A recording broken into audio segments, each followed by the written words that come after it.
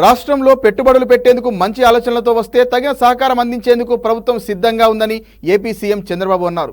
రాజధాని అమరావతిలో పరిశ్రమలు ఏర్పాటు చేస్తామంటే స్థలాలు కేటాయించేందుకు సిద్ధంగా ఉన్నామన్నారు. అమరావతిని అద్భుత నగరంగా నిర్మించేందుకు అందరి సహకారం అవసరమని సీఎం తెలిపారు.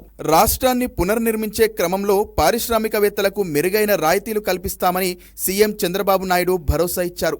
సిఐఐ నేషనల్ కౌన్సిల్ సభ్యుల సమావేశంలో అనకాపల్లి జిల్లాలోని మెట్టెక్ జోన్ నుంచి వర్చువల్గా సీఎం పాల్గొన్నారు. ఈ సందర్భంగా ఆయన మాట్లాడుతూ సంక్షేమ పథకాలు పేదరికాన్ని పారదోలేవిగా ఉండాలని, ఇందుకు అందరం కలిసికట్టుగా పనిచేయాలన్నారు.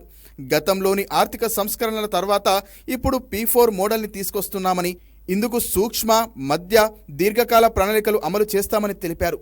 పేదరికం లేని రాష్ట్రాన్ని ఎలా నిర్మించాలో ఆలోచిద్దామని చంద్రబాబు స్పష్టం చేశారు.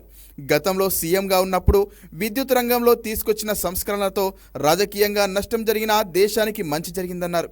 దేశంలోనే తొలిసారిగా రెగ్యులేటరీ కమిషన్ను ఏర్పాటు చేశామని, ఉమ్మడి ఏపీలో ఓపెన్ స్కై పాలసీ ద్వారా హైదరాబాద్ నుంచి దుబాయ్కి విమాన సౌకర్యం తీసుకొచ్చామని గుర్తు చేశారు. తొలిసారి హైదరాబాద్లో గ్రీన్ఫీల్డ్ విమానాశ్రయానికి నాంది పలికామని తెలిపారు సీఎం.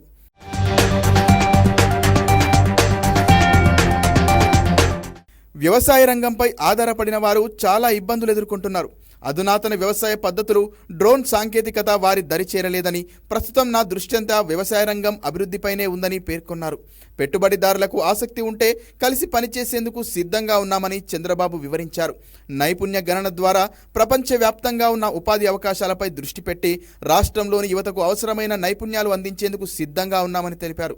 రాష్ట్రంలో automobile, hardware manufacturing, pharma, agri ప్రాసెసింగ్లో అవకాశాలున్నాయని, భవిష్యత్తులో హైడ్రోజన్ ద్వారా విద్యుత్ ఉత్పత్తి ప్రాజెక్టులు చేపడతామన్నారు సీఎం చంద్రబాబు. విశాఖలో ఫిన్టెక్ హబ్ను ఏర్పాటు చేస్తే వైసీపీ పాలనలో అది నామరూపాలు లేకుండా పోయిందన్నారు. ఇప్పుడు లండన్, సింగపూర్ తరహాలో మరింత అద్భుతంగా విశాఖను ఫిన్టెక్ హబ్గా తీర్చిదిద్దుతామని తెలిపారు. కొత్త ఆలోచనలతో రాష్ట్రానికి వస్తే కలిసి పనిచేసేందుకు మేమంతా సిద్ధంగా ఉన్నామని, అందుకు మళ్ళీ మనమంతా ఈ ఏడాది విశాఖలో కలుద్దామన్నారు.